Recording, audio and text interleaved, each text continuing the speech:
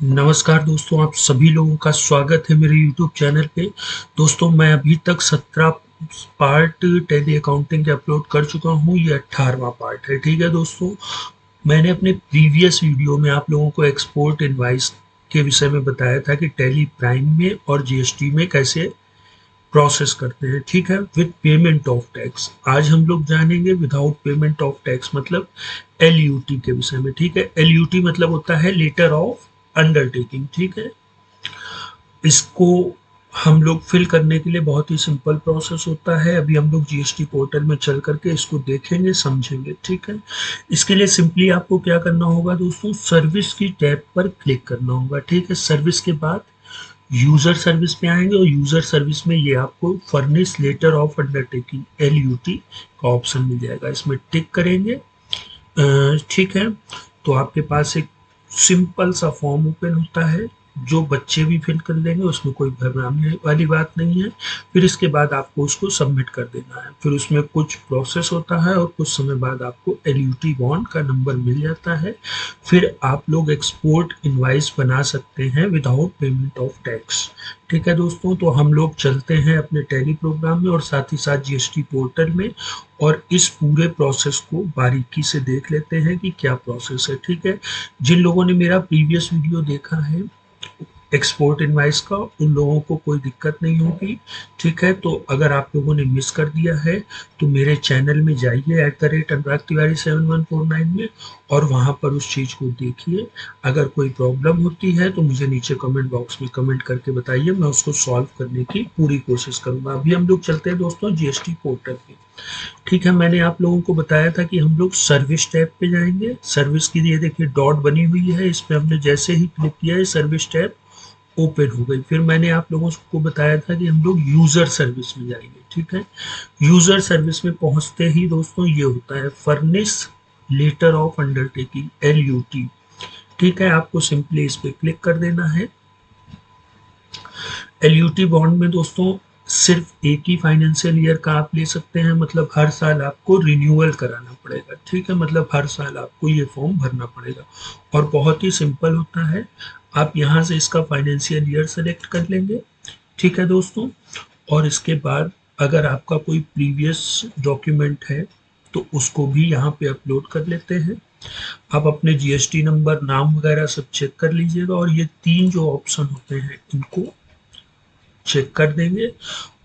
इसके बाद दोस्तों ये नेम ऑफ विटनेस, दो विटनेसों के नाम, उनका ऑक्यूपेशन, एड्रेस ये भर देंगे। ठीक है, और यहाँ पे फिर ऑथराइज सिग्नेटरी जो होते हैं उनको सेलेक्ट कर लेते हैं, इंटर प्लेस डाल देते हैं और सेव कर देते हैं। ठीक है, सेव करने के बाद एक बार आप लोगों को मैं कहना चाहूँगा कि इसको प्रीव्यू को डाउनलोड करके एक बार आप और सारी चीज़ें देख लें कि सारी चीज़ें सही हैं कि नहीं। उसमें फर्म के ऑनर का नाम वगैरह, उनका जीएसटी नंबर, पता, एड्रेस, ये तीनों कॉलम चेक होने चाहिए, नेम ऑफ विटनेस। ठीक है, ये सारी चीज़ें चेक करने के बाद अगर आपको लगता है कि ये सही है तो आप डीएससी से साइन कर सकते हैं या ईवीसी से।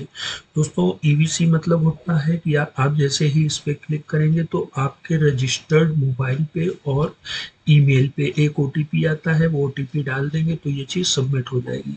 डीएससी दोस्तों कंपनी के लिए और एलएलपी के लिए मस्ट है। वो लोग डीएससी से या डीएससी से मतलब कंपनी और एलएलपी ये दोनों के लिए कंपलसरी है, वो लोग ईवीसी का यूज़ करके इस फॉर्म को या जीएसटी का कोई भी फॉर्म सबमिट नहीं कर सकते हैं। ठीक है, उनको डीएससी लेना अनिवार्य होता है।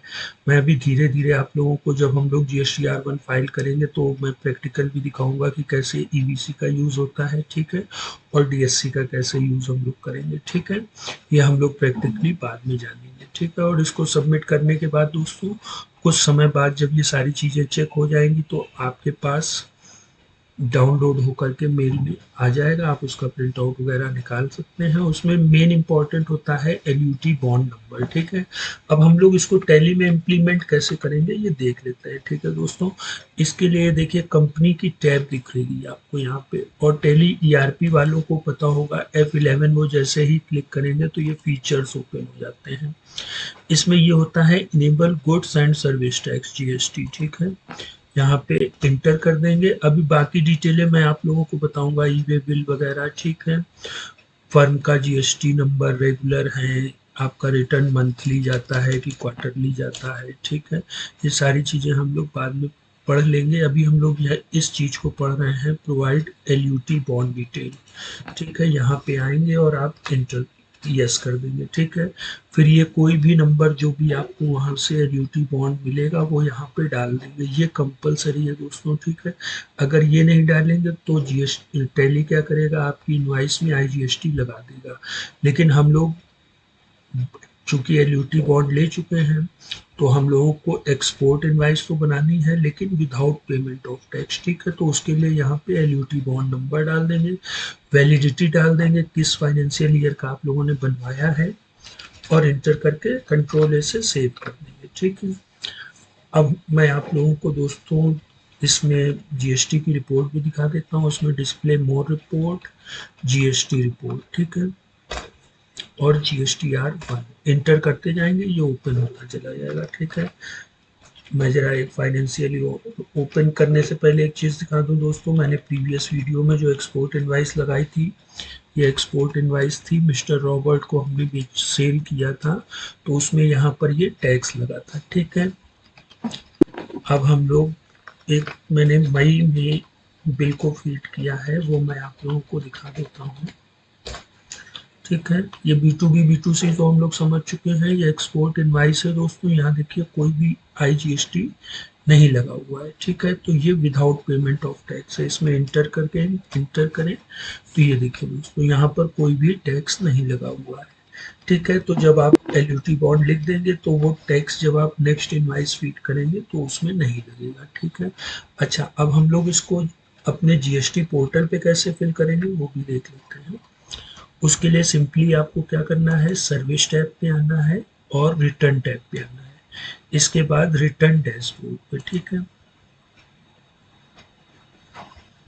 यहाँ से अपना पीरियड सेलेक्ट करने के बाद हम लोग सर्च पे जाएंगे, GSTR1 में जाएंगे, ठीक है दोस्तों। हम लोग B2B, B2C large, B2C small या अदर्स और export invoice with payment of tax पढ़ चुके हैं। आज हम लोग क्या पढ़ेंगे, export invoice without payment of tax, ठीक है। यहाँ से ओके कर देंगे, ऐड रिकॉर्ड पे जाएंगे, प्रीवियस वाले की ही तरीके सारी चीज़ें होंगी। यहाँ पे सबसे पहले हम लोगों से इनवाइस नंबर पूछेगा, तो इनवाइस नंबर दोस्तों ये है, ठीक है। हम लोग यहाँ पे इनवाइस नंबर डाल देंगे, इनवाइस की डेट यहाँ पे फिल कर देंगे, और पोर्ट कोड के विषय में मैंने अपने प्रीवियस वीडियो में बताया था कि हम लोग कभी भी इंडिया के बाहर कोई सामान भेजते हैं तो उसके हर एक इंडिया ने पोर्ट बना रखे हैं, जैसे विशाखापट्टनम, दिल्ली, नोएडा, ठीक है। तो उसका पोर्ट कोड डाल देंगे। शिपिंग बिल नंबर, आपको शिपिंग बिल नंबर भी वहाँ पे मिलेगा, ठीक है, वो फिल कर देंगे। टोटल इनवाइस वैल्यू क्या है दोस्तों, 50,000 रुपये, वो फिल कर देंगे, ठीक है। ये सबसे इम्पोर्टेंट है, देखिए जीएसटी पेमेंट हम लोगों ने विद पेमेंट ऑफ टैक्स किया, यहाँ पे विदाउट पेमेंट ऑफ टैक्स कर देंगे, ठीक है। फिर यहाँ पे ये डिटेल कुछ नहीं भरेंगे और सिंपली सेव कर देंगे, क्यों, क्योंकि हम लोग विदाउट पेमेंट ऑफ टैक्स कर रहे हैं, ठीक है दोस्तों। तो आशा करता हूँ ये चीज़ें आपको समझ में आ गई होंगी, ठीक है। और एक चीज़ और दोस्तों, तो आज हम लोगों ने टोटल B2B इनवाइस को समझ चुके हैं, B2C लार्ज समझ चुके हैं, B2C स्मॉल समझ चुके हैं, और एक्सपोर्ट इनवाइस समझ चुके हैं। अब हम लोग दोस्तों क्रेडिट डेबिट नोट रजिस्टर्ड और क्रेडिट डेबिट नोट अनरजिस्टर्ड इनके विषय में समझेंगे, ठीक है। रजिस्टर्ड मतलब जो रजिस्टर्ड होंगे किसमें, जीएसटी में, ठीक है। और ये अनरजिस्टर्ड मतलब जिनका जीएसटी में रजिस्ट्रेशन नहीं होगा। क्रेडिट डेबिट नोट का मीन्स क्या होता है, ये हम लोग नेक्स्ट फाइनेंशियल नहीं दो सॉरी दोस्तों, नेक्स्ट टाइम देखेंगे, ठीक है। तब तक आप लोग अपना ख्याल रखें। गुड बाय दोस्तों।